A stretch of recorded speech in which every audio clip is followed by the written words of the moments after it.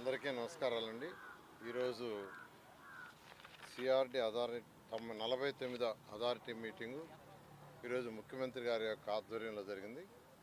ఇందులో 2 విషయాలకు సంబంధించి ఈరోజు సబ్మిట్ చేయటం, దాని మీద యాక్చువల్గా డెసిషన్ తీసుకోవడం జరిగింది. వాటిలో మొదటిది ఏంటంటే, ఈరోజు ఏదైతే అమరావతి క్యాపిటల్ సిటీలో 1450 ఎకరాల్లో ఈరోజు ఐకానిక్ టవర్స్ కానీ, అసెంబ్లీ కానీ, హైకోర్టు కానీ, అదేవిధంగా ఎమ్మెల్యేలకి ఎమ్మెల్సీలకి భవనాలు కావచ్చు, అధికారులకు భవనాలు కావచ్చు, బంగళాలు కావచ్చు కడుతున్నాము. ఆ ఏరియాలో ఇన్ఫ్రాస్ట్రక్చర్కి రోడ్డు, డ్రైన్స్, సివరేజ్ ప్లాంట్లు, సివరేజ్ ట్రీట్మెంటు, ఎలక్ట్రికల్, ఇవన్నీ ఇన్ఫ్రాస్ట్రక్చర్కి గాను ఈరోజు యాక్చువల్గా ఒక 1052 కోట్లతో టెండర్ పిలవటానికి యాక్చువల్గా యాక్సెప్ట్ చేశారు. అదేవిధంగా రెండోది ఏంటంటే, సీడ్ యాక్సెస్ రోడ్ ఏదైతే ఉందో అది నేషనల్ హైవే కలపాలని మాస్టర్ ప్లాన్లో ఉంది. ఆ నేషనల్ హైవే కలిపేటప్పుడు అంతకుముందు డిజైన్ ఏంటంటే, నేషనల్ హైవేకి ముందు ఒక హాఫ్ కిలోమీటర్లో ఈ ఫ్లైఓవర్ పోయి అక్కడ దిగితే అక్కడి నుంచి మళ్ళీ ఫ్లైఓవర్ ఎక్కెత్తుకుంది. అలా కాకుండా ముఖ్యమంత్రి గారు ఏదైతే E5ని నేషనల్ హైవే కలుపుతున్నారో అది డైరెక్ట్గా నేషనల్ హైవే లెవెల్లో కలిపేట్టుగా చేయమన్నారు.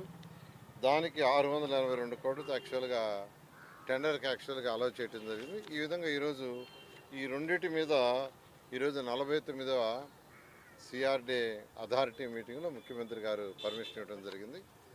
అదేవిధంగా గ్రీన్ అండ్ బ్లూకి సంబంధించి డిస్కస్ చేశారు. ఎందుకంటే ఈ యొక్క అమరావతి క్యాపిటల్ సిటీ 217 చదరపు కిలోమీటర్లో 30% ఏరియా గ్రీన్ అండ్ బ్లూ పెట్టాం. జనరల్గా ఇండియన్ స్టాండర్డ్లో 10%. కానీ ముఖ్యమంత్రి గారు ప్రపంచంలో ఇది టాప్ 10 సిటీస్లో టాప్ 5లో ఒకటి కావాలన్నారు. అందులో కూడా ప్రత్యేకంగా గ్రీన్ అండ్ బ్లూ ఉంటే పెట్టమన్నారు. దాని మీద ఈరోజు దాని ఎక్స్పర్ట్స్ కొందరితో దాని డీటెయిల్గా యాక్చువల్గా డిస్కస్ చేయడం జరిగింది. ఈ విధంగా ఈరోజు అథారిటీ మీటింగ్ మేజర్గా ఈ 2 విషయాలు గ్రీన్ అండ్ బ్లూ మీద చేయడం జరిగింది. సర్లే, లక్నో యాక్చువల్గా అధికారులతో యాక్చువల్గా లక్నో విజిట్ చేయడం జరిగిందండి. ఎందుకంటే లక్నోలో శానిటేషను బాగా ఉంటుందని యాక్చువల్గా చెప్తే అక్కడికి పోవడం జరిగింది. వాళ్ళు చేస్తున్న సాలిడ్ వేస్ట్ సిస్టమ్ కూడా స్టడీ చేయడం జరిగింది. అదేవిధంగా వాళ్ళకున్న పార్కులు కాదు, వాళ్ళకి 373 ఎకరాల్లో ఒక పెద్ద పార్క్ ఉంది. అది ఏషియాలో నెంబర్ 1 పార్కు. దాన్ని కూడా యాక్చువల్గా స్టడీ చేసాం.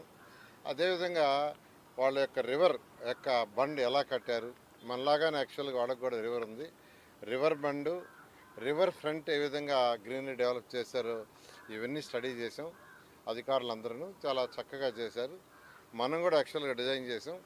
వారి అనుభవాన్ని కూడా తీసుకొని అక్కడ బెస్ట్ ప్రాక్టీస్ మనం చేయటం. అదేవిధంగా సాలిడ్ వేస్ట్లో వేస్ట్ ఎనర్జీ ప్లాంట్స్ మనం పెట్టాం. అది వాళ్ళకంటే కాస్త బెటర్గా ఉంది. వాళ్ళు కూడా వచ్చి చూస్తూ ఉన్నారు. ఈ విధంగా అనేక రాష్ట్రాల్లో అనేక దేశాలు తిరగటం ఏంటంటే, వాళ్ళు చేసిన బెస్ట్ ప్రాక్టీస్ ఉంటే మనం అడాప్ట్ చేసుకోవటం.